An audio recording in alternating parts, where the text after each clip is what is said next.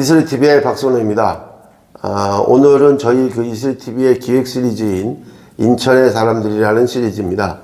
그래서 인천에서 살아오신 젊은 세대부터 나이 드신 세대까지 그동안 인천에 살면서 인천에서 느꼈던 얘기, 또 본인 삶에 대한 여정을 말씀 나누는 그런 시간을 갖도록 하겠습니다. 오늘 모실 분은 1953년생이십니다. 그러니까 저희 나이로 70 되시는 거죠.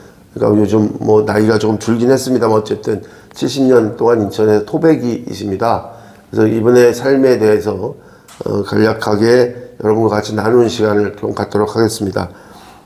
일단 본인 소개를 좀 하기에 앞서서 제가 언뜻 듣기에 이제 우리 양태인 선생님이신데요.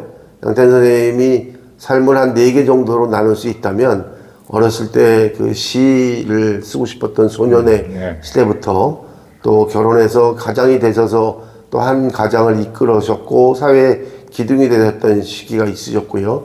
이후에 퇴직 후에 뭐 사회봉사 활동을 하셨던 시기, 그리고 마지막으로 이제 그 어렸을 때 소년 때 꿈꾸었던 꿈을 이루신 그 얘기까지 나눠서 이렇게 말씀을 나누도록 하겠습니다. 먼저 우리 양태인 선생님은 아까 말씀하신 1953년이니까 우리 나이로 이제 70이신데요. 예. 자기소개를 좀 간단히 좀 해주시면 좋겠습니다. 예, 저는 인천 70년 동안을 인천에서만 살았고요. 언젠가 남동구에서 남동구 뭐 주민들 단합대가 있어 하는데 제가 남동구에서만 또 40년을 살았어요. 그러다 보니까 묘하기실이 지금 인천에 지금 인천 토백이라고 해가지고 인천시청에서 한번 또 초대를 받아가지고 그러셨어요? 한번 저는 한번 무슨 글로벌 그 행사 때 바로 인천시장님 바로 옆에 앉아가지고 한 적도 있어요. 그래서 토백이라고 하고 제가 초청을 받아가지고 한 적도 있는데 하여간 지금 아시다시피 인천에는 인천 우리에게 토백이성을 가진 분들이 드뭅니다. 뭐 여기저기 뭐 그것도 지방에 있다고 그러지만 모두가 뭐 똑같은 일이지만 그 인천에 살아오면서 그동안 제가 송현동에서 태어났습니다. 제가 송현 지금도 기억이 인천시 동구 송현사동 쌍육번지라고 그래요. 우리는 쌍육번지라고 했어요. 66번지 4통 4반. 그게 제가 거기서 태어나가지고 거기서 고등학교 졸업할 때까지 살았고 그렇게 살다가 그 하덕고개하고 그 수문통시장, 지금 수문통시장 있던 자리가 지금은 다 변해가지고 이제 대형 도로가 됐어요. 근데 그때 당시에는 수무통 바닷물이 들어와가지고 바닷물이 들어와가지고 거기서 송사리, 미꾸라지 이런 거 잡아서 이렇게 깨끗했어요 물이. 그래가지고 먹고 그러던 시절이 생각이 나고요. 참 그리고 그 당시에는 참 모두가 어려웠던 시절이라 그 학교에서 옥수수 빵을 줘가지고 저 기억납니다. 노란색. 노란색. 굶고 가면 학교 앞에서 그걸 놓아주고 그랬어요. 그러니까 송현초등학교 나오셨어요? 송현초등학교. 송현국민학교지 그때는. 그렇죠. 저는 이제 신흥국민학교, 요즘 신흥초등학교를 하는데 저도 화평동 태생입니다. 쌍 66번지시는데 저 화평동 273번지고요. 하덕고개. 바로 밑에 그 인천 냉면 유명한 세수대야 냉면 태어났던 데라서 익숙합니다. 그래서 뭐 말씀 나누니까 뭐 마치 뭐 아버님 때라고 하기엔 좀 나이 차이가 그렇게 많이 나지 않고 큰형님 모시고 말씀 나누는 것 같아서 아주 기분이 좋습니다. 우리 양태인 선생님은 저희가 어떻게 섭외하게 됐냐면 저희 페북에서 친구분인데요. 하여튼 인천에서 열정적으로 사시는 분 중에 한 분이라고 저희가 봤고 저희 코너가 인천인이라는 코너입니다만 그 안에서 진짜 뭐 그 부유하고 혹은 뭐 가난하고의 문제를 떠나서 자기 삶을 열심히 사시는 분들을 저희가 섭외를 해서 사실은 모셨던 거고요. 그런 측면에서 보면 아까 말씀하셨듯이 인천의 토박이만 모시는 건 아닙니다. 다만 우리 양 선생님께 말씀하셨듯이 인천의 토박이가 많으면 19%, 20% 이하입니다. 근데 인천 토박이가 오히려 역차별 당한다는 얘기도 많이 듣긴 합니다만 그래서 누구보다 70년 넘게 인천 사신 분의 인천 사람의 목소리가 좀 필요해서 모셨던 거고요. 그래서 아까 말씀드렸던 양태인 선생님은 뭐 4개의 삶을 나눈다고 보면 첫 번째 삶이 이제 뭐 초등학교 소년 나오셨고 했지만 어렸을 때 꿈이 시인이셨다고 하셨나요? 언제 그런 꿈을 꾸셨어요? 하여간 고등학교 시절부터. 고등학교는 그러면 고등학교 어디? 동인천 고등학교를 나왔습니다. 중학교 동인천 중학교 나왔고. 그럼 동인천만 6년 다니신 거네요. 예. 제가 8회생입니다. 8회생이고. 8회라면 71년도 졸업했죠. 중십, 고등학교 8회. 네, 고등학교. 예, 저하고 한 9년 정도 차이 나시네요. 예. 어쨌든, 그러면 고등학교 때 그 특별히. 시절에 제가 그 시인보다도 그때 당시에는 이제 문학 동인회가 있었어요. 학교에? 옛날에 아마 책에서도 그런 동인 활동이 이런 게 나타나지만 그전에는 그 학생 문학동인이 인천뿐이 없었어요. 그래가지고 인천에 최초에 제가 그때 당시에 역사가 깊었던 게 메아리 문학동인회라고 지금도 기억이 생생한데 메아리 문학동인회라고 해가지고 학생들 때부터 시작을 했어요.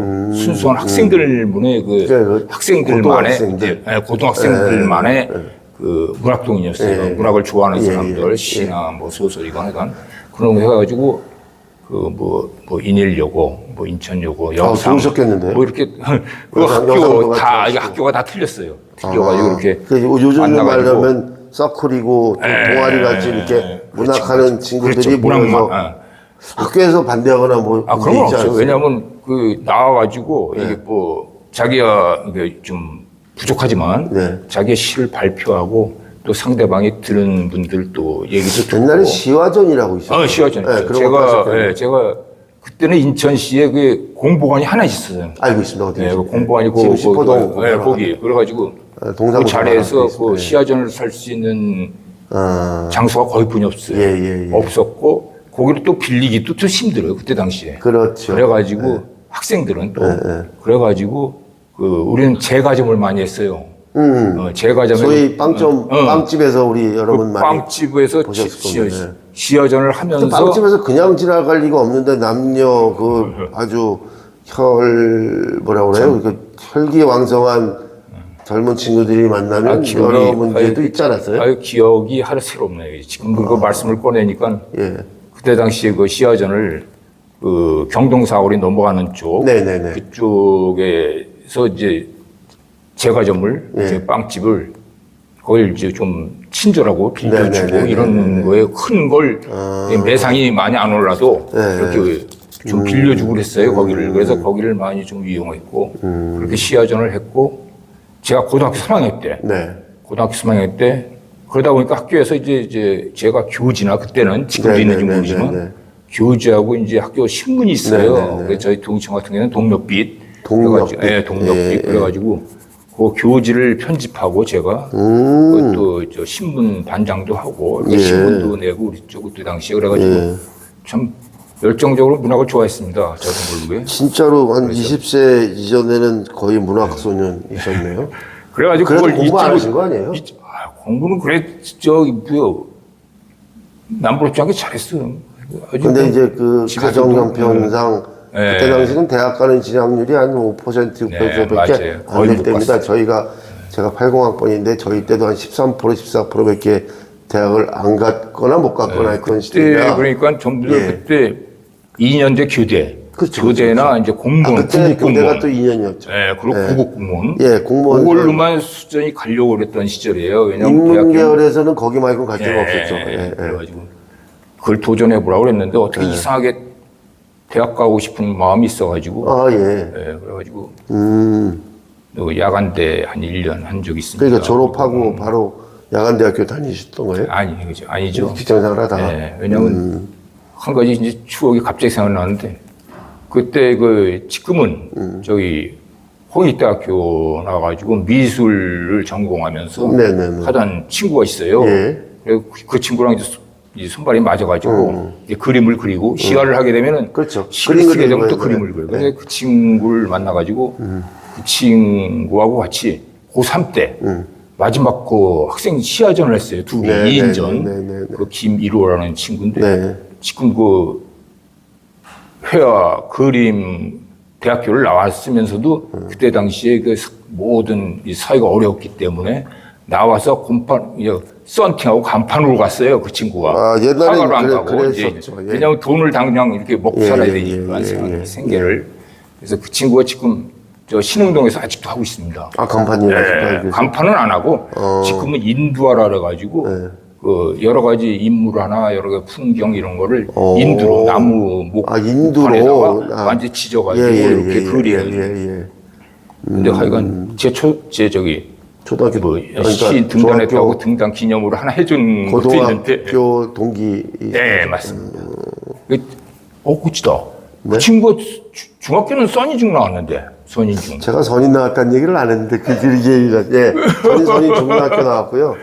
저도 인천 토백이라서 지금 우리 양태 선생님하고 말씀 나누는데 어려움이 없던 게, 제가 다 고 시절에 고전 쪽에 다녔고, 저희도 빵집 세대입니다. 그래서 저는 글은 잘 못 썼는데 아주 얌전했다고 여러분이 믿을지 안 믿을지 모르지만, 친구 쫓아가서 그 여학생들 보면서 그 설렜던 마음이 아직도 있습니다. 그때 대부분 저희 때도 역시 글 쓰는 문학반 친구들이 조금 흔한 얘기로 좀. 어디 저기요. 시야전을 하잖아요. 네, 까져가지고요. 공부 안 해서 시야전 하면은 여학생애들이 그거 구경 왔다가 얼마나 쫓아다녔는지 몰라요.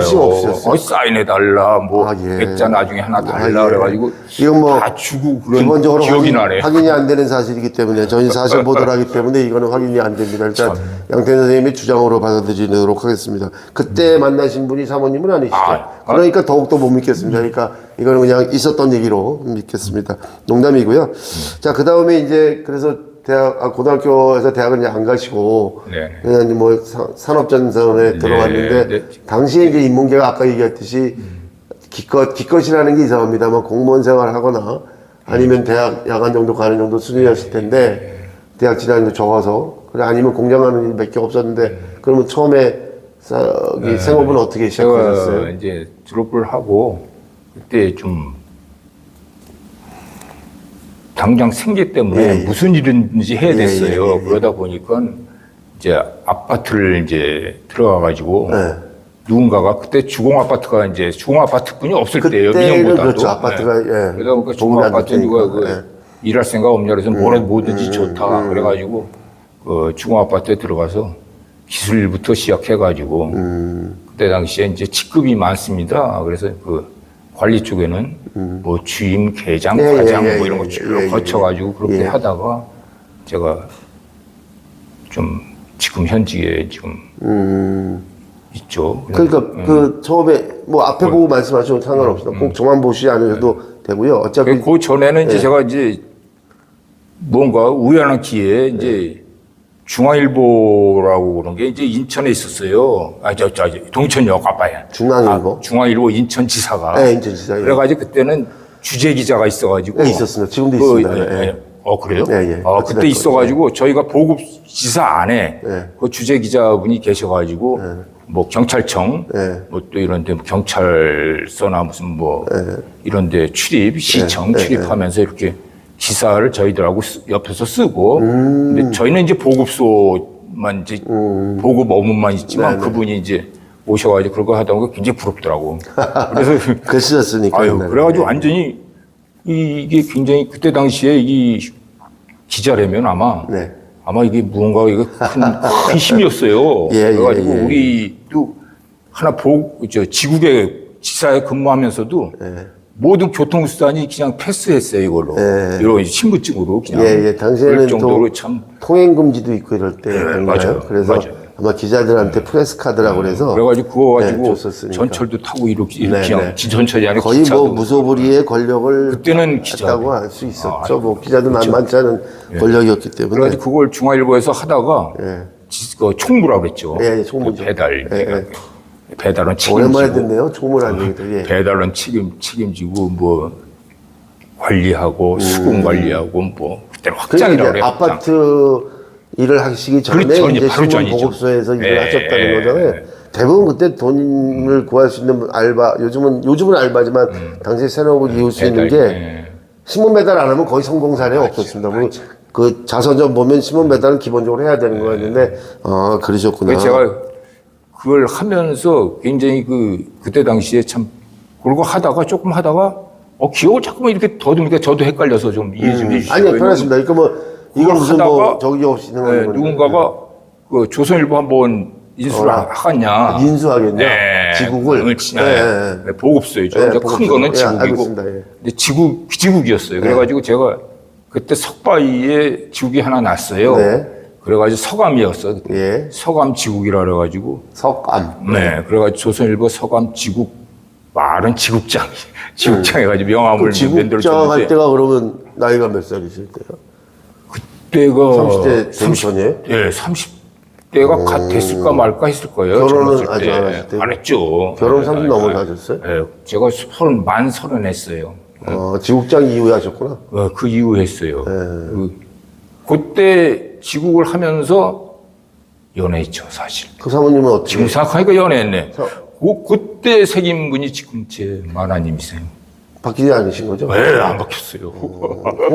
사모님은 자꾸 기억력이 제가. 아니, 기억력은 그렇게 해서 내시고요. 근데 저한테 이제 잘못 말씀하시면 사모님이 이제 서운할 수 있으니까 항상 그 부분은 조심해 주시고. 제가 그 집사람이 저기 뭐야, 그 용현동에 실 뜨개질 해가지고 수출하는 업체가 있었어요. 저희 신화목관통이라고. 그때는 그렇게 많이 했었죠. 신화목관통 그 옆에 이제 그럼 인천 태생이신 거예요? 네, 저희 도림동 출신입니다. 어머님도? 아니, 그러니까 사모님도? 네, 도림동 출신입니다. 네, 도림동 아마 돌아가신 장인 어른이나 장모님이 그냥 갖고 계셨으면 땅 부자로 그냥 돈 벌었을 텐데 다 근데 그래서 어떻게 왜냐면 저는 그 친척 없이 자라다 보니까 이렇게 외로워가지고 이렇게 동생, 형님, 누나 이런 분들을 천성적으로 이렇게 많이 새기고 살았어요. 엿듣지는 못했으나 부모님, 아버님, 그러니까 부모님 일찍 돌아가셨나요? 네. 그리고 아버님이 좀 일찍 돌아가시고요. 저희 우리 큰애가 지금 42살인데. 네, 지금 자제분이. 네, 큰애가 42살, 39입니다. 걔가 이제 갓 낳았을 때, 그때 아버님은 돌아가시고. 그러면 자제분은 지금 아드님 둘. 네, 둘입니다. 외로우시죠? 지금 뭐. 흔히들 아들 둘이 있으면 외롭다고 하니까. 다 컸으니까. 저도 아들 둘이라 아직 외로운지 아직 몰라서 그런데. 다 크고 이제 며느리 없고. 며느리가 있지. 또 며느리 있고 또 손주들 있고. 토끼 같은 며느리에 참. 손주가 셋이나 있고. 그러니까 참 남부럽지 않고 살고 있습니다. 그러시면 이제 그때 그 지국. 그러니까 그때가 저기 직종하면서 그 집사람이 용현동에서 그 회사를 다니면서 검사원이었어요. 털실 수출품. 거길 이제 다니면서 제가 시간은 많으니까 없어요. 그 퇴근 무렵에 제가 가서 그 회사 앞에 가서 기다리고 있다가 수봉공원 넘어서 연애 시절 그렇게 했죠. 그렇게 하고서 걸어서 수봉공원 넘어서 이렇게 보내면서 집사람 그 발에다 주고 연애하고 그러다가 그게 이제 그때는 연애가 걷는 게 대부분이었죠. 맞아요. 무슨 뭐 버스가 있거나 자가용이 있을 수도 없고 그때는 노래방이 있는 것도 아니고 그래가지고 제 안식구는 참 인연이 사실은 제 둘째 처제 밑에 처제가 만들어준 거예요. 이 처제가 그 제가 아는 친구 여동생의 친구예요. 그러니까 그냥 이제 오빠 하면서 이렇게 살던 건데 뭐 이런 얘기 다 해도 되나? 적당히 뭐 치도록 하겠습니다. 하다 보니까 그래 풀어질 것 같으니까 그래요. 그러다 보니까 이 여동생이 자꾸만 오빠 두고 이제 그때는 이제 저기 여자 새기는 여자가 없을 때니까 이제 한번 만나보라고 제가 그래가지고 동기천역전 앞에 초원다방이라고 있어요. 지금도 있더라고요. 그래서 제가 동천 나가다 보면 그 초원다방 사진 찍고 이렇게 올리고 그러는데 첫사랑 만나던 데라고 그래가지고. 근데 첫사랑이 지금까지 사랑이신 거 맞죠? 네, 맞습니다. 고등학교 때 문예반 할 때 쫓아왔던 여학생들. 그거는 좀 여동생 친구들이 많았죠. 친구인 거 맞죠? 여동생 친구들이 많죠. 여동생이 계시구나. 여동생이 지금 살아있으면 제가 2000년도에 2000년도에 그 45살 때 직장 말기로 떠났습니다. 그래서 지금 23년 됐죠.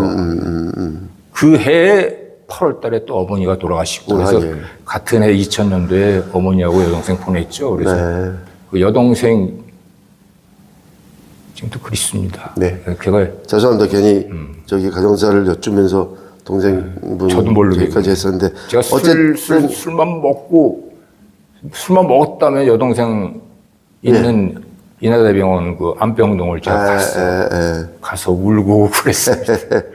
보니까 양 선생님도 꽤 눈물이 많으신, 벌써 눈물이 자욱하신데, 자, 좀 분위기 반전하는 차원에서, 그러면 결혼은 이제 첫사랑과 하신 거고. 예, 그렇습니다. 결혼을 그러면, 몇 년도 하신 거죠? 30살이면?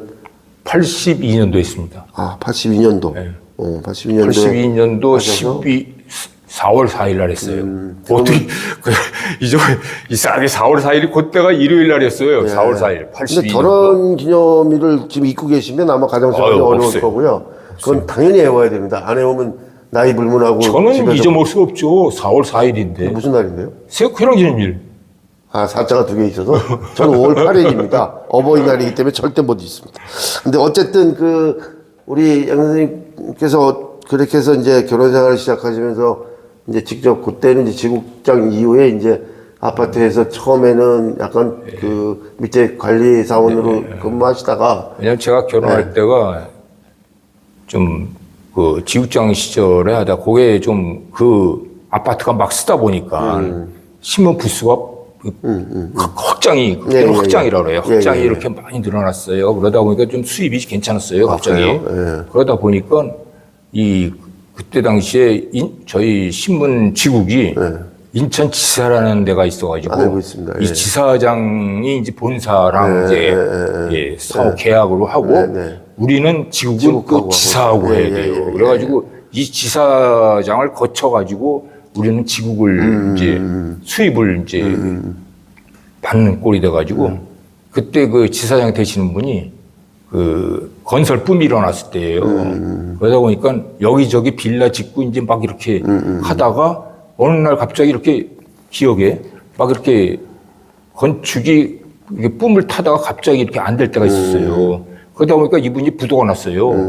그래 돌아다니면서 이제 가면서 지국을 하나씩 판 거예요. 이제 괜찮은 데를 이제 지국을 어떤 사람은 이제 그걸 하고 싶어 하는 사람이 있으니까. 그러다 보니까 제가 스타트를 걸렸어요. 그때 서감 지국이.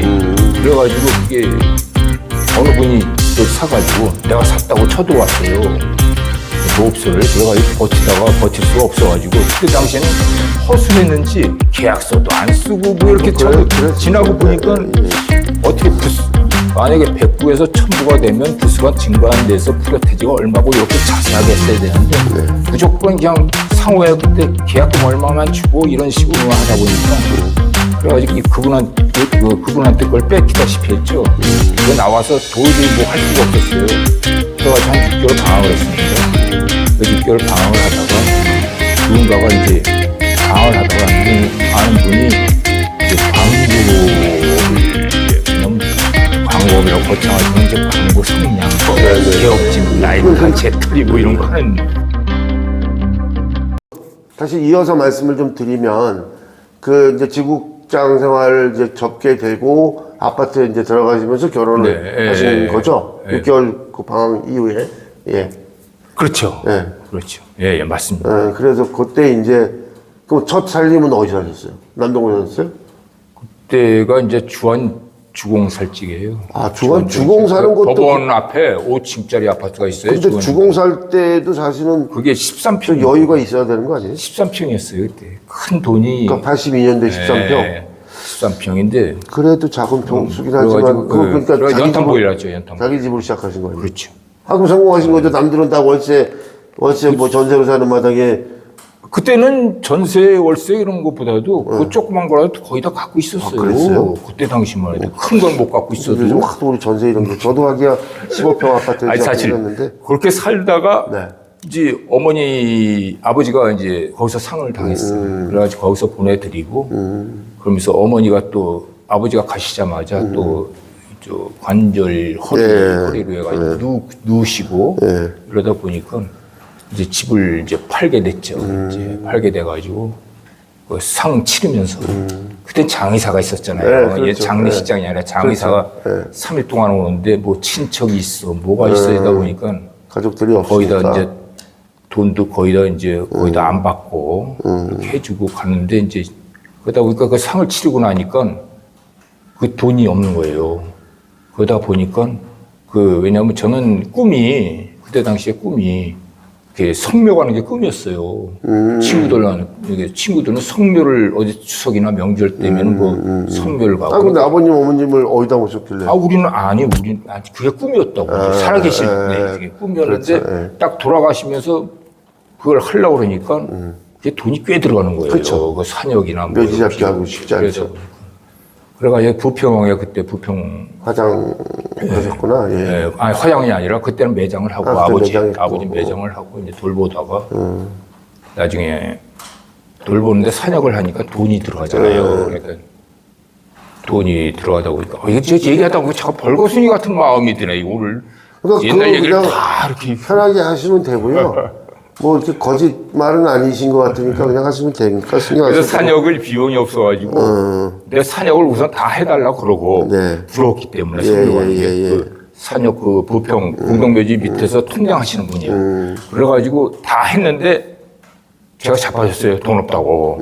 산역 다 끝냈는데 그래서 아니 이런 산역하는 거 돈 안 주는 사람 처음 봤다고 통장이 그러던 분이에요. 그래가지고 그걸 월부로 갚았습니다. 근데 나중에 갚으셨는데 무슨 월부로 갚아가지고 너무 도망가신 것도 아닌데 뭐. 감사해가지고 나중에 때 되면 꼬박꼬박 명절 때 제가 언뜻 보기에도 우리 여 선생님이 참 예의 지키시고 절대로 남한테 나쁜 짓 안 하시고 늘 은혜 갚으시려고 하셨던 마음들이 좀 쭉 살아오셨으니까 이렇게 살아오신 거라고 보여지는데, 그러면 가정생활 하시면서 그러니까 아까 말씀드린 그리고 그 다음부터 전세로 사는 거예요. 그랬어요? 그날 집 아버님 팔고 일 치르고 다. 근데 어쨌든 뭐 그래도 그때는 젊을 때라 제가 이런 얘기는 뭐하지만 전세로 살아도 될 때고 한 50 넘어서 집 사는 사람도 많고 그러니까 이렇게 뭐 반지하 살았어요. 죄송합니다. 반지하라도 자기 집이기 때문에 그래서 어쨌든 그래서 이제 그렇게 이제 좀 주제를 바꿔서 아파트 관리소에서 이제 소장도 하시고 한 40년 근무하셨잖아요. 이제 그때만 해도 단독주택이 있었지만 초창기에는 이제는 다 아파트 생활을 하고 지금 다 아파트 생활을 하고 있는데 40년 하셨으면 아마 여러 가지 뭐 경험도 하셨고 말도 안 되는 요즘 따지면 갑질 민원도 있었을 거고 그런 이제 뭐 슬픈 얘기도 있지만 좀 더 보람된 일도 있었을 거예요. 잘은 모르지만 뭐 지나가다 누굴 봤는데 어떻게 도와줬다는 일도 있을 거고 그래서 뭐 예를 들면 퍼센테이지로 따지면 아주 극성 악질 민원인이 한 사람이 있었다면 그 사례 하나하고 그거보다는 아파트 관리소장이든 소를 이렇게 운영하면서 직원들에게 따뜻한 영을 나눴던 순간이 있었는지 아마 있었을 거라고 보거든요. 어떠세요? 그렇습니다. 제가 아파트 생활하면서 그전에는 초창기만 해도 아파트가 이제 많이 없을 때 그때만 해도 이 주민들하고 관리소하고 이런 데가 서로가 가족이었어요. 한 가족. 그래가지고 이사 오시면은 떡이라도 이렇게 하고 맞습니다, 뭐 맞습니다. 음식 있으면 나누고 옛날에 우리 아파트가 없을 때도 나누는 맛이 있었죠. 그렇죠. 옆집에 보면 당연히 고작돈 돌리는 거죠. 처음에 그랬어요. 네네네. 아파트도 저희도 고작돈 돌렸던 기억이 납니다. 아파트도 그 관리소 직원들이나 그 사시는 주민들이나 서로 이사 오면은 떡 갖고 오고 또 뭐하라도 집안의 거를 손 봐가지고 고쳐주면은 감사의 표시라도 그래가지고 이렇게 큰 돈 아니더라도 담배 한 보로 뭐 음료수 한 박스 이렇게라도 이제 전달해주면 우리 직원이 갖고 오고 이랬는데 그래가지고 서로 나누는 이런 맛이 있었는데 이게 언제부턴가 제가 이걸 하면서 2019년도에 제가 퇴직을 했습니다. 2019년이면 이제 2023년이니까 4, 5년 되셨네요. 그리고 완전히 그건 제가 더 할 수도 있었는데 도저히 제 할 일을 하고 싶어서 이제 그렇게 했던 거고 그러다 보니까 언젠가부터 이게 하나의 그 주민들한테는 하나의 이게 뭐야 우리가 관리비를 내 갖고 이제 급료를 주는 임금을 주는 이런 형태로 이제 바뀌게 된 거예요. 왜냐하면 내가 우리랑 한 가족이고 우리 집을 이렇게 편리하게 이렇게 돌봐주고 고쳐주고 또 이렇게 야간에 또 큰일 없도록 해주고 비상시에 또 이렇게 달려와주고 이런 맛이 없고 이제는 당장 우리 집이 우선이 되고 이러다 보니까 이제 조금 아까 말씀하셨다시피 이제 내가 우선이다 이러다 보니까 개인주의가 팽배하고 이러다 보니까 이제 관리 직원들도 질이 좀 이렇게 떨어지고 왜냐하면 그런 분들이 많이 있다 보니까 자연적으로 이거 의욕이 떨어지는 거예요. 그럴 겁니다 아마. 그리고 급료가 관리소 직원들이 모든 업에서 제일 최하였어요. 저희였구나. 왜냐하면 경비원, 미화원 이런 거 다 포함해가지고 그때 당시만 해도 아주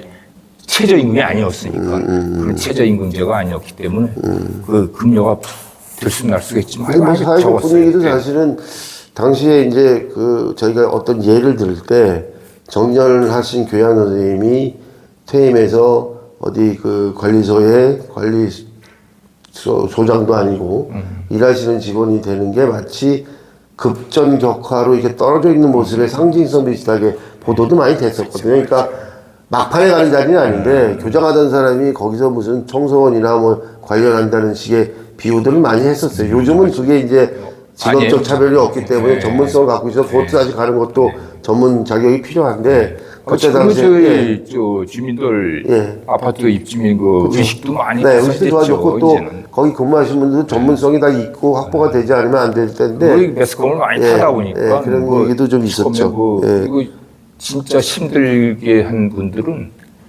제가 이런 얘기해서 뭐하지만 그러니까 힘들게 하시는 분들은 꼭 죄를 받더라고. 네. 세상은 생각보다 참 이상하더라고요. 그렇게 모든 사람들한테 힘들고 하시던 분은 꼭 명이 짧더라고. 네. 이런 얘기하면 좀 이상한가? 이게 제가 소리 쫙쫙 끼쳐가지고 잘 살아야겠다는 생각이 변화 들었는데. 하여간 아파트를 하다 보면 제가 인천에 좀 있다가 이제 하도 이제 주택관리사 시험에 떨어지다 보니까 수원에 간 적이 있어요. 한 2년간. 왜냐하면 입주하는 데는 자격증이 없어도 괜찮으니까. 처음에 입주하는 데는. 그때 당시만 해도. 그래가지고 그 수원에 가 있는 적이 있는데 수원에 사시던 분이 인천 와서 만났어요. 2년이 그러니까 참 그렇게 그만큼 제가 떳떳지 못했으면은 아마 그런 자리에서 승강이 안에서 만났으면 아마 그냥 그럴 때 그분도 반가워하고 저도 반가워하고 그때는 사실 사회 전체가 물론 도덕이 없었던 것도 아니고 강도가 없었던 건 아니었지만 이웃하게 정 같은 것들이 한 80년대, 90년대까지 조금 있었던 것 같은데 그 이후에 아까 말씀하셨듯이 개인주의가 됐든 또 아파트 문화가 되면서 문 잠그면 이제 다 단절되는 그런 속에서 사실 계약하고 계약자와 사용자와 근로자 같은 그런 관계를 되다 보니 관리소에 계신 분도 옛날에는 할아버지 이렇게 얘기했던 것도 뭐 관리소장, 뭐 관리원 이렇게 불러버리는 것들이 생기면서 이제 뭐 예의나 이런 건 다 흔들어 그런 건 아니에요. 물론 그렇죠. 뭐 일부를 저는 얘기한 거고. 그래도 뭐 좋은 분도 많아요. 운 좋게 좋은 데서 많이 일하셔서. 그러니까 좋은 분이 많은 데는 그 소장님들 그 근무 연수가 길고. 그렇죠. 그래서 그 힘들게 하는 데는 6개월도 안 가고 수시로 교체하고 그 결론은 피해가 주민들한테 가는데. 그렇죠. 근데 이제 입주자들도 아마 다 알고 있긴 한데 이제 일부 이제 그 입주자 중에 아주 일부가 이제 일부예요. 그렇게 문제를 일으키기 때문에 그런 거고요. 근데 이제 아파트 문화를 거의 소장님 40년 하셨는데 지금도 혹시 뭐 관리소장 하시고 지금 아파트 사시죠? 다시 아파트 살려고 해도 아파트 사실 거예요? 말이 좀 이상한데. 저는 퇴직하고 나서. 그러니까 보통 퇴직하고서도 그렇고 아파트만 쳐다만 봐도 막아나는 경우도 있고. 퇴직하고 나서 아파트를 저는 잘 안 봐요. 약간의 꿈은 전원주택까지는 아니고 좀 단독주택 이렇게 관리가 힘들지만 하고 싶은 꿈이 있는데 만약에 지금 다시 이 연세에 뭐 지금이 아파트에 편할 수 있을지 모르지만 아파트 사실 겁니까? 단독주택 사실 겁니까? 하고 같은 조건의 금액이 있다면 어떻게 사실 것 같아요? 저는 단독하죠. 그죠? 그 다들 꿈이 그런 것 같아요. 그러니까 그 일이 고달퍼서가 아니라 근데 이제 단독주택 하시면 아시지만 관리할 게 더 많은 거 아닌가요? 관리소장이 다 해줄 거 지금 제가 다 해야 되잖아요. 근데 제일 제가 퇴직하자마자 원했던 게 사실은 그 지금 말씀하신 대로 그 뭐 시골에 큰 땅은 아니고 조그만 거 이제 뭐 주택에다가 텃밭이나 갖고 이렇게 이제 산이나 뭐 매물이 가까이 있고 그렇게 좀 그런 낭만적으로 그렇게 살고 싶었는데 우리 안식구가 반대해가지고 못했어요. 그래서 처음에 퇴직하면서 영웅을 갈까 뭐 이렇게 이리저리 뭐 알아보고도 댕겼는데 교동도 그렇고 그렇게 알아보고 댕겼는데. 근데 사실은 저희한테 꿈이지만 우리 저희 와이프도 그런 생각도 하고 제가 여성들한테 사실 단독주택이 상당히 불편하거든요. 불편하죠. 남편도 그것도 관리하기 불편하지만 사실은 문 하나 닫으면 끝날 걸 문을 10개를 닫아야 되기 때문에 그죠? 그러니까 그런 부분도 있고 그래서 생각보다 쉽지는 않은 것 같은데 이제는 근데 이제 인천에서 특히 이제 인천에서 40년 넘게 그 아파트 그럼 어디 하셨어요? 제가 우리 관리소 형들은 어디 한 군데라고 말씀을 못 드려요. 왜냐면 임기 되면 도나요? 아니 임기가 아니라 그 아파트에서 뭐 안 좋은 일로 책임질 수가 없잖아요. 왜냐하면 책임질 일이 생기면 관리소장이 책임져요. 그렇죠. 그러니까 책임질 일이 생기면은 그게 뭐 한 달이 돼도 좋고 어떤 데 1년, 뭐 10년, 그럼 뭐 지금 뭐 한 20년 이상에 근무하는 분들이 계셔요, 지금 현재. 근데 그때 당시만 해도 어려울 때라 이게 좀 주민들 성향이 좀 뭐 과도기가 돼서 그런지 그래가지고 제가 오래 근무한 거는 부평에 상곡동에서 한 11년, 그리고 계양구에 한 7년, 그리고 남동구에 한 10여 년, 그리고 뭐 연수구, 뭐 구마다 인천 관내는 다 다녔어요. 그럼 그때도 집은 어디 한 군데 계셨던 거예요? 남동구 쪽이나 어디? 저는 이제 그때 말에 주안주공에 한 번 살고 그 이후에는 이제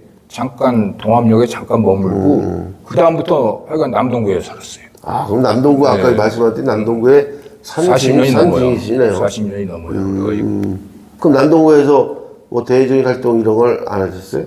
지금도 뭐 시하고 여러 군데 좀 활동이 있다는 얘기하겠지만 남동구 뭐 주민자치회 같은 것도 있고 봉사단체 우리 만수육동 주민자치 하고 있고요. 지금 만수육동이시나요? 네, 그거 하고 있고요. 그 남동구의 뭐 구청 관내 무슨 여러 가지 그 단체 제가 할 수만 있으면 제가 이렇게 저도 뭐 언뜻 우리 양 선생님 듣고 보기에는 여러 일을 하시는 것 같아서 그러면 자연스럽게 이제 뭐 그 근무하실 때 직장 다니실 때도 하셨지만 퇴직 이후에 무시 활동적으로 지금 퇴직이 2019년에 퇴직하셨잖아요. 그러니까 지금 5년 4년 동안에 제가 언뜻 듣기에도 뭐 직함의 문제가 아니라 여러 가지 일을 많이 하셨잖아요. 그렇게 하신 뭐 특별한 이유가 있으셨나요? 왜냐면 제가 퇴직하기 한 6개월, 한 1년 거의 제가 준비를 했습니다. 사실. 그래가지고 제가 왜냐면 제가 제 일을 하면서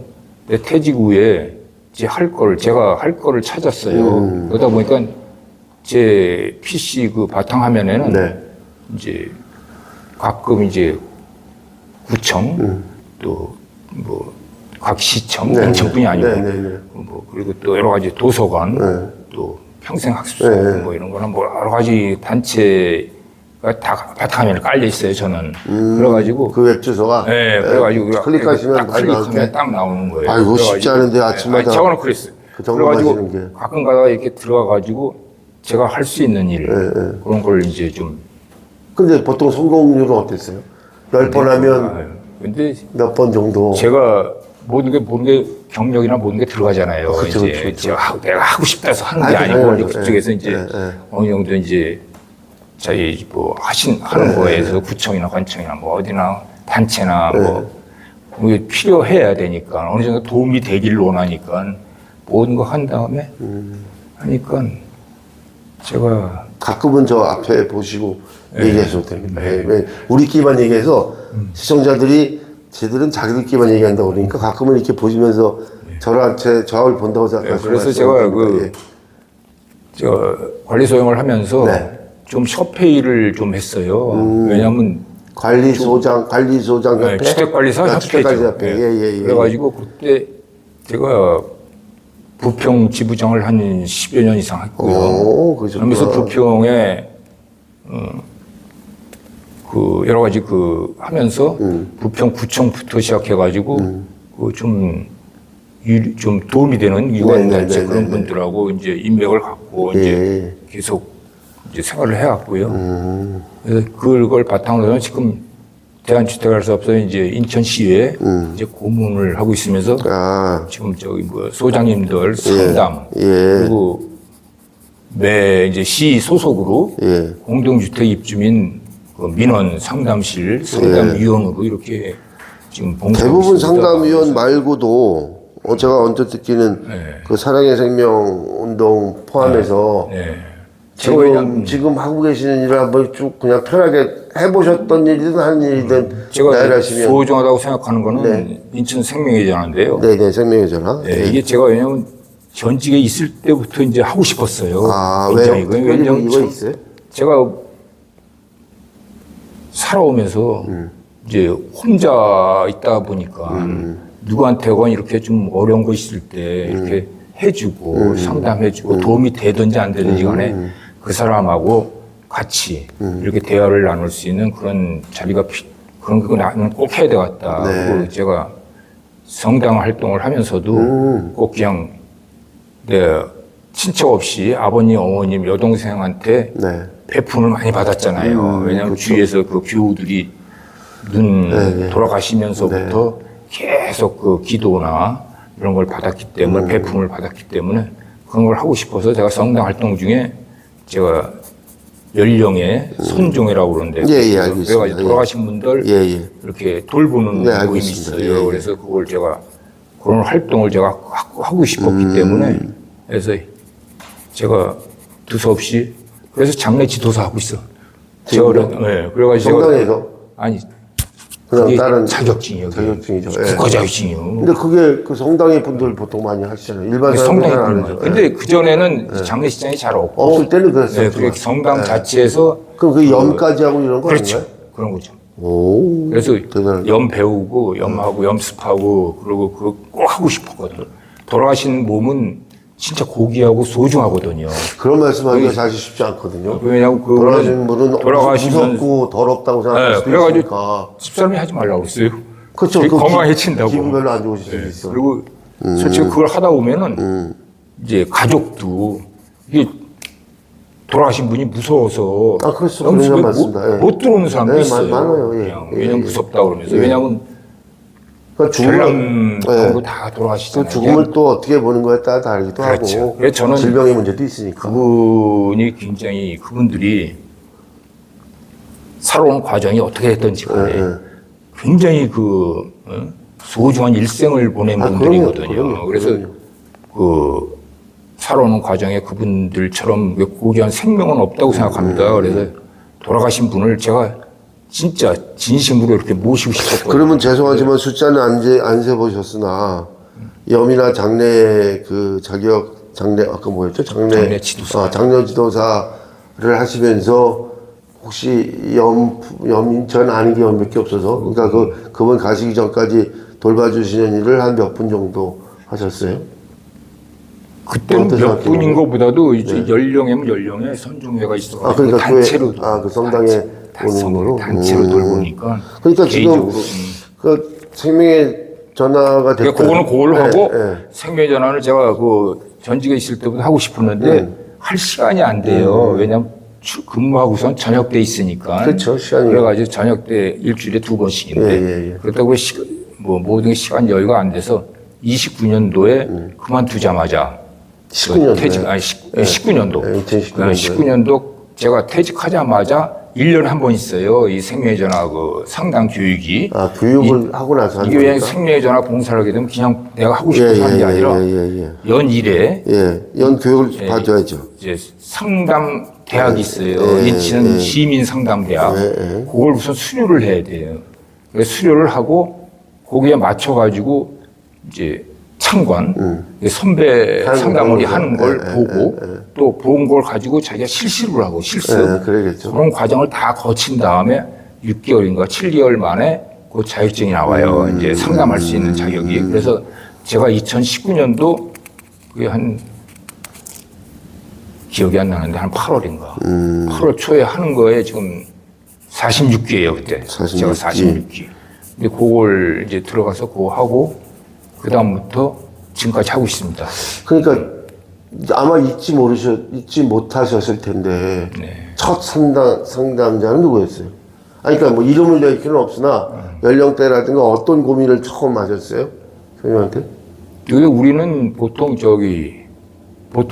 이게 정신적으로 이제 힘든 분들 네네네. 또 그렇지 않으면은 진짜 이렇게 이혼 가정이나 이렇게 가정이 좀 결성 가정. 네, 그리고 본래 우리 의미가 뭐 자격증에 있는 게 자살 예방 상담사예요. 네네. 그래가지고 자살을 우선적으로 제일 이렇게 하는 거. 제일 이렇게 상담을 하는 건데 제가 알기로는 그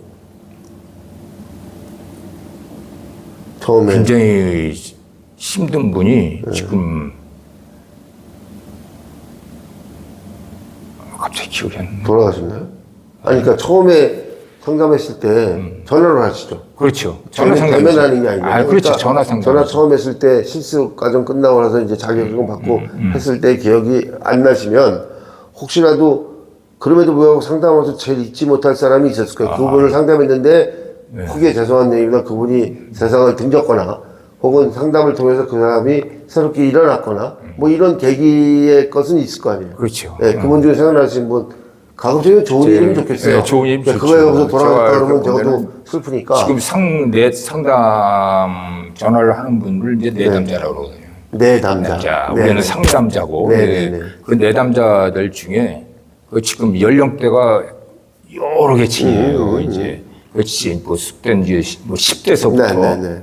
60대 예. 이렇게까지 다양한데 그분들 중에 제일 지금 기억에 나는 거는 지금 한 30대 후반인데 여자분인데 여성분이고요. 이제 부모 간의 갈등이 엄청 심해요. 그래가지고 부모랑 갈등이 심하다 보니까 본인이 딸로서 이제 해외 유학까지 또 갔다 왔는데 자기대로의 길을 못 찾는 거예요. 이 자기야 설 길을 못 찾아. 이게 안타까워가지고 이게 우리는 상담자로서 상담원으로서 최대한 더 들어주는 거거든요. 그렇죠. 제일 중요한 게 같이 듣는 거니까. 공감하면서 네, 맞습니다. 그 속에서 공감 속에서 조금만아마 도움이 되는 말을 이렇게 전해드려야 그분들 되거든요. 입장에서는 들어주는 사람이 없다는 게 제일 슬픈 거니까.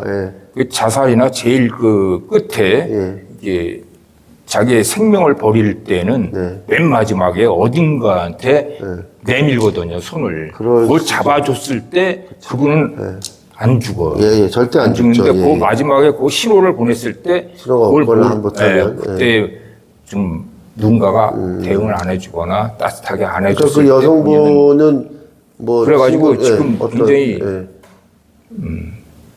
우리는 이제 상담을 하면서 단골 손님이 있다고 해요. 그냥 자주 하는 사람. 그러니까 거기서 그냥 쓰는 용어로 편하게. 근데 그분들은 우리가 있음으로써 살아갈 수 있다고 해요. 계속 말씀을 나누고 하니까. 매 새벽부터 오늘이 지나면은 내일 우리랑 통화를 하고 목소리 한번 들어야 오늘을 살 수 있는 거예요. 잠도 자고. 잠도 자고 생활도 할 수 있고. 그게 24시간으로 도나요? 아니면? 우리가 24시간이죠, 본래. 그러면 선생님께서는 본래가 24시간인데 인력이 안 돼요. 안 되겠죠. 상담 인력이 안 되기 야간 때문에. 근무하기 쉽지 않고. 그렇기 때문에 지금은 7시부터 아침 7시부터 저녁 10시. 아침 7시부터 저녁 10시. 그 이후에 이제 취침 시간에는 그때는 본인이 이제 극복해야 되는 거네. 현재 우리 시스템으로. 그리고 나서 그렇지 않으면 순수하게 더 추가로 봉사하시는 분들이 있죠.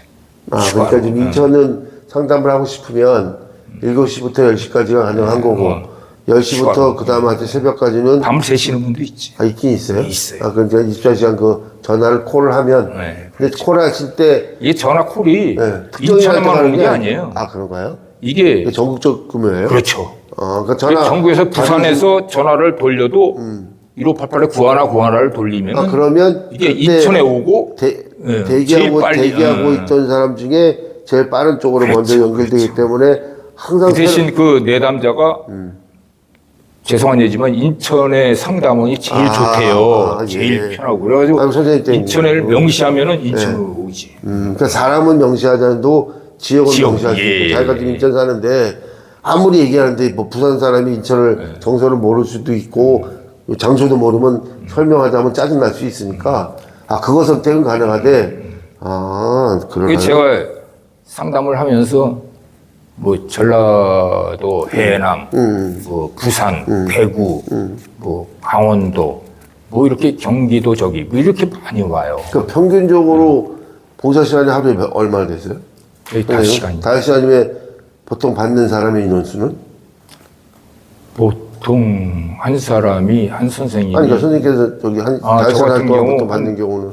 5분 정도. 그러니까 왜냐하면 그 시간이 상담 시간이 틀리고. 상담 시간이 1시간인 보통 경우도 짧은 거는 뭐 10분, 20분도 있지만 뭐 1시간. 그러니까 평균적으로 1시간 1시간에 한 사람 정도는 그렇지. 콜을 받는다고 그렇지. 보시면 되네요. 그러니까 저희 선생님들이 총 인천 30분 되거든. 인천 30명이에요? 그분들이 다 똑같이 했을 때 저같이 똑같은 그렇게 생각을 하면은 아마 그러니까 인천에 현재 30분이 계시다. 네. 그분들이 뭐 몇 교대가 됐든 교대에서 하기도 하고, 근데 지금 새벽까지 타임은 없다는 거죠. 예. 인천은 왜냐하면 이게 한 3, 4년 됐나? 이게 3, 4년 우리 코로나가 몇 년 됐죠? 네, 한 3년 됐습니다. 네, 그러면은 좀 지났어. 3, 4년 전만 해도 이게 순수하게 봉사였어요. 네. 자원봉사로 완전히 내가 원하면 하고 이런 식으로 해가지고 보수가 그때는 전혀 인원이 없었다는 보수죠. 거죠. 그거 없이 순수한 봉사였는데 이 코로나 이후에 이런 정신적으로 이게 힘든 분들이 많이 생겼어요. 그러다 보니까 그때 인천시에서 시 차원에서 이분들을 상담해 줄 수 있는 이 인력이 없잖아요. 이제 일일이. 그리고 또 구마다 이제 자살 예방 센터가 있다고 그러는데 얘는 상담이 아니라 어떤 교육을 전담을 하기 때문에 이제 상담원들을 이제 어느 정도 그쪽으로 이제 코로나 이후에 좀 해야 되겠다 그래가지고 이게 노인 일자리가 됐어요. 아. 네, 노인 일자리가 됐어요. 이게. 그래, 그게 한 3년 됐나? 한 2, 3년 됐어요. 그러면 노인 일자리로 한 달에 5시간 정도 하면 얼마가 되세요? 70만 원. 70만 원. 그럼 이제 개인연금 받으시는 게 그때부터 직장 생활했으면 70만 원. 그럼 한 150만 원 정도가 부수입이 아니라 왔다 집 버시는 거고, 만약에 시에나 어디 이제 위원 가서 이런 거 활동하시면 2, 30만 원. 그럼 많으면 200만 원 정도. 아, 이게 저기요. 저기, 뭐야. 상담은 저기 11월, 12월, 1월, 3개월 한 넘어는 쉬어요. 아, 또 쉬워요? 이게 저기요. 딱 그렇게 근로 계약 기간이 그거 저기 있어가지고. 노인 지원으로 딱 고퇴하고는 다시 또 재차. 네, 그래 이제 재취업을 하고 또 재취업을 하고. 그러니까 고려놓고선 저 취업률 근데 올리는. 그동안에는 이제 순수하게 봉사만 하는 거죠. 아니 근데 뭐 어쨌든 제가 돈 얘기해서 죄송한데 감히 그 고귀한 일을 하시는 게 죄송한데, 그러니까 이제 뭐 거의 이제 마무리할 때가 되긴 했습니다만, 사회봉사를 하시게 된 거는 어쨌든 당신께서 그간 받아온 은혜를 되갚겠다는 뜻에서 하신 거죠. 그러니까 내가 뛰어난 사람이거나 내가 뭐 베풀겠다는 뜻이라기보다는 그동안 살아오시면서 외롭게 하셨을 때 옆에 도와주셨던 신도가 됐든 이웃이 됐던 이런 분들한테 내 되갚을 수 있는 방법이 뭐 경제적인 여건을 제쳐서더라도 할 수 있는 건 봉사라 생각하시고 하시는 그런 거죠. 그래서 제가 협회 그 은퇴하시거나 퇴직하신 소장님들 또 주위에 있는 분들한테 제가 적극적으로 권유하는 거예요. 왜냐하면 왜 그냥 이제 퇴직하거나 은퇴하셔가지고 그냥 시간을 보내지 말라. 왜냐하면 우리 사회에 우리를 원하는 사람들이 많습니다. 의외로 많습니다. 그래서 의외로 많기 때문에 그 갖고 계신 경력이나 힘을 지금 사회에 환원해야 됩니다. 40대까지. 옳으신 말씀입니다. 그게 제일 건강해야 됩니다. 그 대신 건강해야죠. 그래서 건강을 유지하시면서 그걸 지금 그러면서 그 속에서 제발 지금 그냥 이렇게 헛되이 시간을 보내지 마시라. 뭐 이렇게 보면은 이제 공원이나 뭐 이런 데 역전 그런 데 보면 이렇게 장기나 파도 드시고 막걸리 잡수고 그러는데 이러는 시간에 뭐 하나라도 남을 위해서 좀 봉사하면서 베푸십시오. 제가 그러는 건데 제가 이런 얘기를 합니다. 뭐냐면 제가 퇴직하고 나서 제가 하고 싶은 일을 막 이렇게 있다면은 무조건 이렇게 신청을 하고 하다 보니까 제가 맡아서 하는 게 한 매월은 아니고요. 이게 또 무고수도 많고 그러다 보니까 제가 한 5부시까지 전체가 해본 게 아니라 지금 하시는 게 지금 하시는 게 갖고 있는 게 제가 얼마나 바쁘세요? 근데 그게 매번 일이 있고 그런 게 아니고. 당연히 뭐, 3개월에 한 번씩 하는 네, 일이 그래서 제가 많이 하고 하니까. 싶다. 그러니까 지금 공공후견인도 제가 하고 있는데, 네. 왜냐면 그분들은 이제 완전히 의사 능력이 없는 네, 분들, 네, 네, 그런 네, 법정 능력을 우리가 상실하는 대신해 주는 분들. 거거든요. 그래서 그게 공공후견인? 공공후견이라고. 예. 지금은 이제 치매 공공후견이라고 하는데. 그럼 이제 마지막 질문하기 전에 마지막 질문 한 3개 정도 하고 끝날 건데요. 건강은 어떻게 유지하세요? 저는 아침에 걸으십니까? 새벽에 일어나면 저는 이제 전직에 있을 때는 마라톤을 좋아했어요. 전직에 있을 때. 그래서 마라톤 제가 초창기 태영이 마라톤 체형이세요? 우리 초창기 주택관리사협회 초대 이제 인천시의 초대 마라톤 동호회 회장입니다. 왜냐면 맨 처음 조직을 했으니까. 그래서 마라톤에 한번 미친 적도 있어요. 그래서 뭐 인천 뭐 서울 하여간 마라톤 대회만 있으면 이제 토요일 일요일 날 무조건 이렇게 미친 적도 있는데 지금은 그렇게 못 하고요.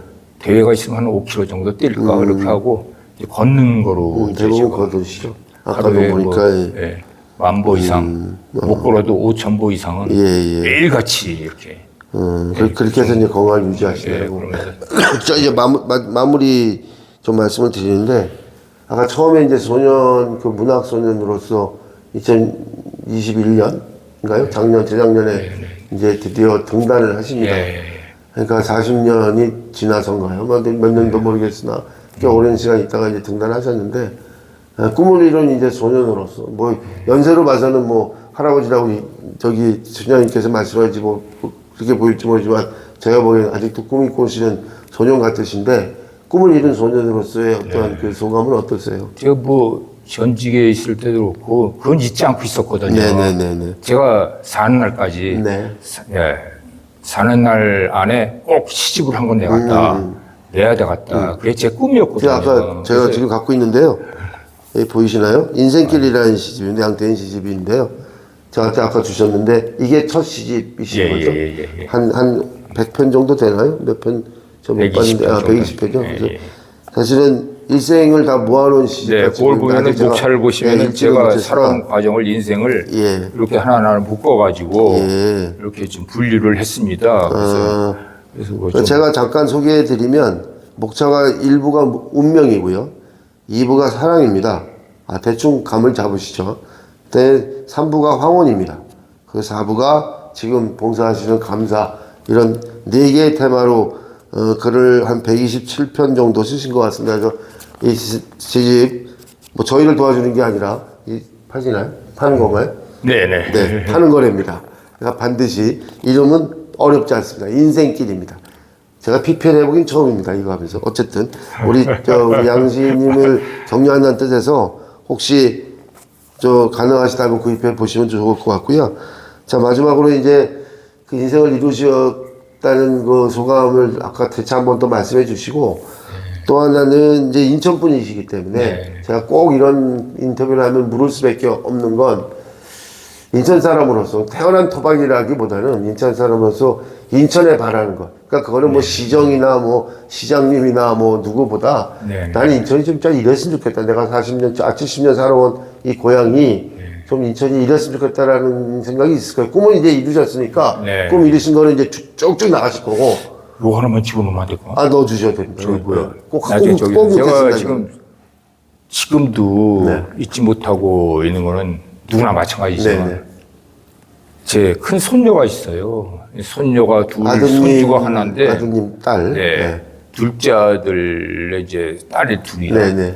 큰 손녀, 작은 손녀가 있고, 그다음에 셋째가 이제 청주에 사는 아들, 큰 아들 남자애 하나. 우리 큰 손녀가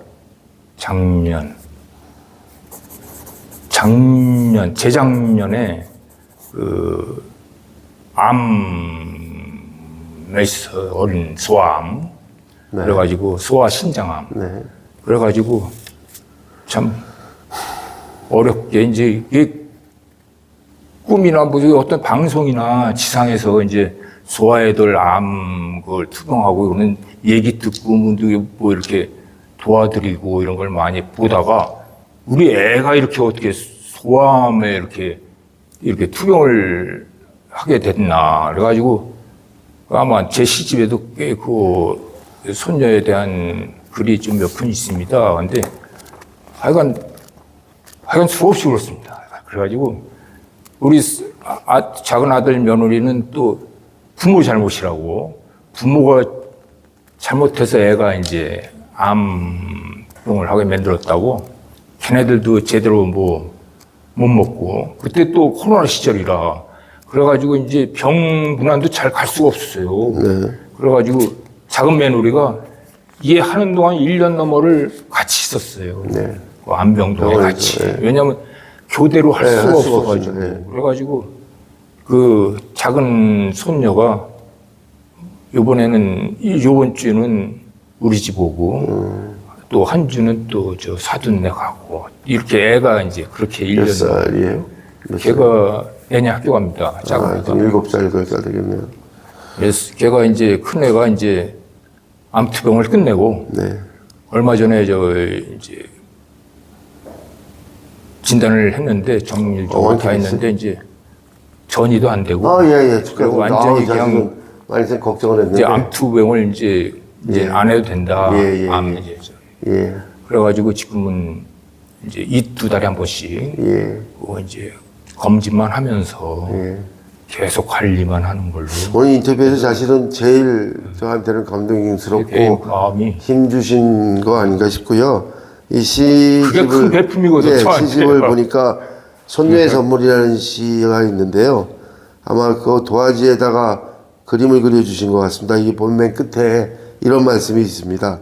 이 세상 무엇보다도 바꿀 수 없는 선물, 두 손녀의 종이 그림이라는, 그런 마무리하는 손녀의 선물이라는 게 있는데, 제가 언뜻 펼쳐서 한 거야, 뭐 선생님의 뜻을 모르겠으나, 선생님의 마음을 읽을 수가 있을 것 같습니다. 그래서 마지막으로가 아니라, 곡권에 대해서만 한 번 더 말씀을 드리면, 자, 우리 손녀한테 뭐 격려의 말씀 한 번을 꼭 주셔야 될 것 같습니다. 이거는 할아버지 의무상입니다.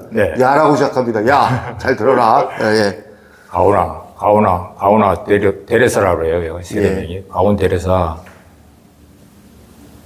야, 참 그 어려운 암투병을 그렇게 이겨낸 너가 너무나 자랑스럽다. 참 아무도 나이 들어 성인들도 못 겪는 그 아픔을 그 어린 나이에, 그걸 참.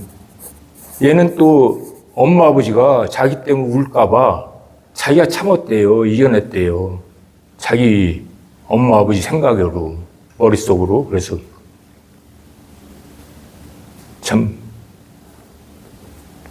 너 하여간 기특하고 너무 장해. 야, 그 어려운 걸 어떻게, 너무, 그래서 얘만 보면 내가 지금도 먹고 싶은 거, 뭐 하고 싶은 거 다 할아버지가 해주고, 또 할머니가 해주고, 그리고 죽을 때까지 아마 기도하며 살 거야. 모든 분을 위해서. 너 이제 건강을 찾았고, 또 동생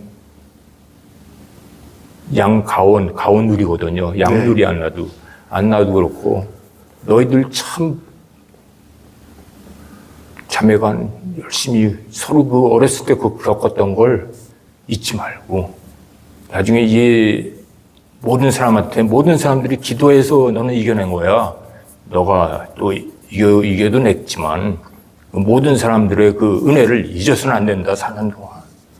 그리고 그러다 보니까 우리 큰 손녀가 의사가 돼갔대요. 다 잘 될 겁니다. 베풀고 싶대요. 다 애를 베풀고 싶다고. 자기가 받은 거를 다 돌려드리고 싶다고 그러더라고요. 그래서 가오나, 진짜 누리야, 소유야, 사랑한다. 사는 날까지 베풀며 감사하고 살자. 뭐 거의 기도하는 수준 같아서 잠깐 눈물이 그슬거렸긴 했는데요. 이제 저희 프로 이제 마무리를 해야 돼서 사실은 손녀들한테 큰 용기가 줬을 거라고 생각이 들고요. 아까 말씀드렸듯이 마지막으로 그냥 제가 70년 정도 당시에 살아오시면서 그 인천에 바라는 점을 좀 간단하게 하는 거로 마무리하기 좋을 것 같습니다. 저는 어느 모임이나 어느 단체나 찾아가서 하는 얘기가 있습니다. 왜냐하면 저는 제가 사회활동을 하면서 제가 역사나 이런 지역 문화를 많이 좋아해요. 그래서 군산 시간 여행을 했을 때가 제일 기억에 좋아요. 왜냐하면 좋죠. 그때 군산시에서 그렇게 그래가지고 지금도 저 관광 자원이나 또 그 남아있는 시설이 지금도 역사가 되잖아요. 근데 인천에는 어떻게 된 게 조금 좀 지났다 하면 어떻게 없어지고 사라지고 또 관리를 잘못해서 무관심 속에 또 그냥 훼손되고 그런 시설이 너무 많습니다. 그래서 저는 우리 후손을 위해서 이 지역 문화 유산이 굉장히 소중하다고 생각하거든요. 그래서 제가 뭐 있을 때마다 이렇게 기고를 할 때도 그렇고 인천에 지금이라도 늦지 않습니다. 지금 남은 거라도 이 지역 문화 유산을 좀 소중히 좀 보존하고 또 더 있으면 발굴하고 또 인천 시민들한테 적극적으로 홍보하고 그래도 한 마음으로 우리 지역 문화 유산을 좀 계승을 했으면 좋겠습니다. 그거는 제가 사는 동안 이 사람 저 사람한테 그렇게 말을 하고 있지만 제대로 뭐 관심이 없어요. 뭐 시민들도 그렇지만 또 이렇게 좀 지도층에 계신 분들도 아직 그거에 대해서 어떤 확고한 뭐가 없더라고요. 이렇게 물어보면은. 그래서 지금 몇 분 아마 지역적으로 몇 분들이 이렇게 아마 추진을 하고 있는 것 같은데 그게 부족하거든요. 왜냐하면 각 지역마다 인천만 해도 몇 구예요? 9구인가요? 11개. 11개 구죠. 그러면 그 구마다 지금 묻혀있는 거, 무관 속에